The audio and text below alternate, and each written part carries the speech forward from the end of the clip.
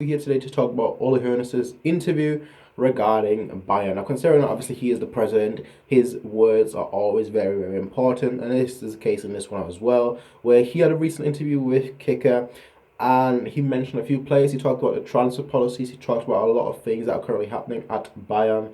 And one of those things, I want to just talk about all of these things. I was planning on doing this as a live stream, but right now I'm not at home, so I'm deciding on doing it just like that, just a normal video. So he started off by talking about Kingsley Coman, and he said that the people at the club are taking very good care of him. We're not letting the boys stand in the rain, and obviously that is about his recent troubles with his ex-girlfriend, which I've obviously made a separate video about already. But it's quite interesting to see that obviously they're taking the protective approach, which I think is probably the right approach to take. And ultimately, he's still a kid, and that is why that's why he's saying that. That's why he's feeling that, and that's why that is a path to taking, which is pretty understandable in all fairness. Then regarding Douglas Costa, he mentioned if someone pays the sum that Rummenigge is asking for, then he will come. And that coincides with actually a rumor that just came out like a couple of hours ago, like 2 hours ago or so, where Inter Milan is actually interested in Douglas Costa. And they're willing to pay that price. Now it's going to be quite interesting because obviously Juventus, they're not really in the asking, they're not really in the running anymore, in the race anymore to sign him, because obviously you can only have a certain amount of players outside of Europe in your squad, and they can only have one right now, and they're planning on getting someone else instead of Douglas Costa. So that's why Juventus looks to be falling through. But now with Inter coming into the deal, that looks very tasty, that looks very good. Obviously they've got the money to spend, and if they were to spend on Douglas Costa, I think that could help them. It would help us, and ultimately it seems like the club, they're willing to part ways with Douglas Costa, which is the first bit of news that we actually heard regarding Douglas Costa leaving that came from the club itself. Next, regarding Leon Goretzka, Uli Hoeness says, I cannot say anything about this. You can understand. We has played a very good tournament in Russia. Now, obviously, he's talking about the rumours, and a rumour came out today as well by Sportbill, I believe it was, that said that Goretzka is going to come to Bayern next year. Now, a lot of people are obviously questioning the move. A lot of people are saying, on one hand, obviously, he's a very good player. On the other hand, we have already so many midfielders, and we should be looking at other positions. And you know what? I totally agree with those people. That although I would like Goretzka at Bayern, you could kind of say that we have too many people, we have too many midfielders at the moment, so he shouldn't perhaps be the priority in my opinion. But yeah, the fact that he doesn't want to talk about it itself, that's very interesting, because that means that there is something.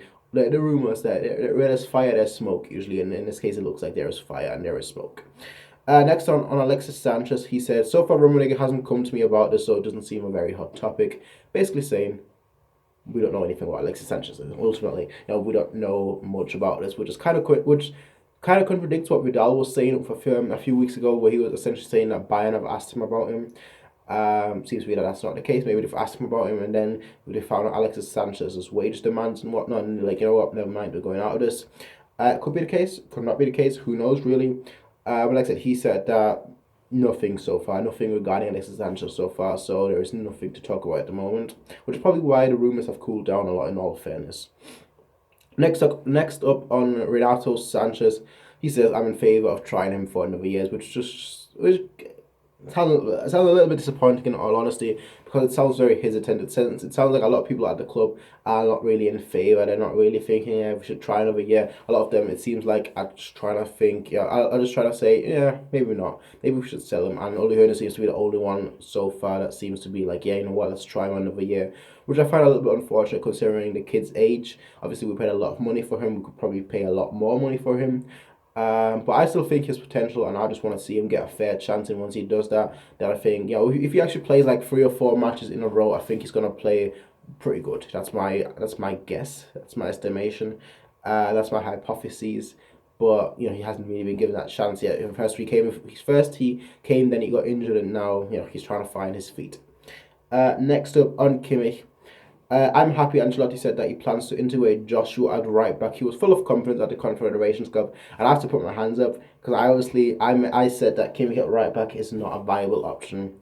I still don't think he necessarily works at right back. I think right wing back is much better position, but he has impressed me. I'll be honest, he has totally impressed me, and besides the final, he's played a very good tournament. You know, the final was probably his weakest game, and he was pretty bad in that final. But besides that game, he was actually very, very good throughout the whole tournament, throughout the whole Confederations Cup. So I put my hands up. I say I was wrong, but I still think we should play in midfield.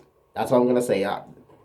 Okay, fine. If he's at right back, okay, I won't complain anymore. That chapter is done. But I still prefer him in midfield. Just saying. Just saying. And next on Tolisso, I've acquainted myself with him and only received positive information. I'm really looking forward to meeting him, which basically means he doesn't know anything. That's really what it means. It means, you know what, Rummenigge and whatnot, they've told me good things. Okay, okay, that's all I know. I haven't watched him myself, but I've heard a lot of good things, and I'm hoping to actually see him and see how he plays. That's basically what it means in a nutshell. Ultimately, sorry, not last. Next up on Rudy, where he goes, the most successful transfers are those that cost the most money. Sorry. Let me rephrase that. Sorry, I totally got the quote wrong. The most successful transfers are not always the ones that cost the most money. I'm sure Sebastian is one of those cases, which I don't find an issue with that. I don't find an issue with what he said. I just find an issue with how he worded it. I think basically, obviously, he's saying that you don't need to spend a lot of money to get good players, and obviously that is often the case. But I'm just saying that right now the market is changing. You know, a lot of these teams, even that don't have a lot of money, they're able now to spend 50, 60 million. Um, and there are a lot of good players. Don't get me wrong, probably more good players than there ever have been. But in terms of elite players, in terms of players that at the top of their career, there aren't that many. And ultimately, those players will cost a lot more. Teams will demand a lot more money. So, like I said, I don't think we'll ever spend that much. I don't ever see us spending like 100 million anytime soon. But I also think that we shouldn't.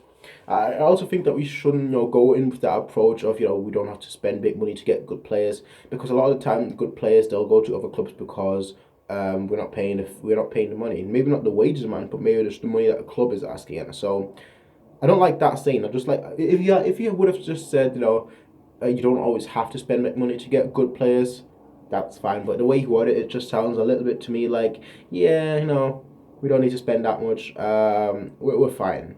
That's where I'm a little bit worried. So that's all there is, really. But that's just my take on what he said. Next up, he said, on a trip to China, you can't keep talking about internationalization if you don't go where the fans are, which is true. China's probably the most Bayern fans in the whole world. I think China's like, I don't know what the numbers exactly were last time, but I think it was like 70 million.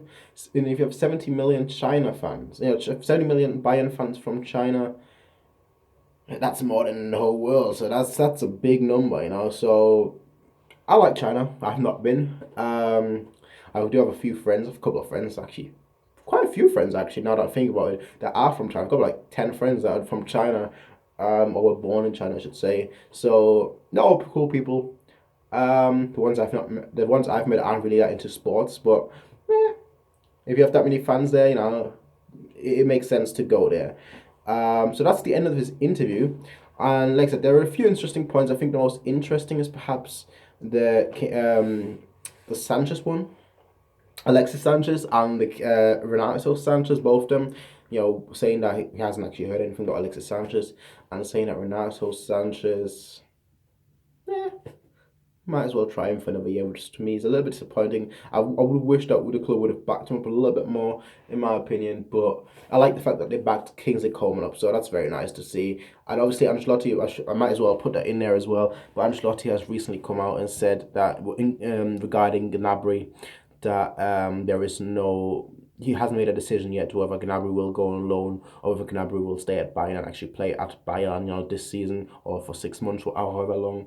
So Gnabry is just a case of we don't know yet. We're gonna have to wait until the training, and then we can actually see whether he's gonna be at Bayern this year or whether he's gonna be loaned out until next year or for 6 months or however long. So that's all there is though from me, ladies and gentlemen. I will see you guys in the next one. Peace out, everyone, and have a nice day. Bye.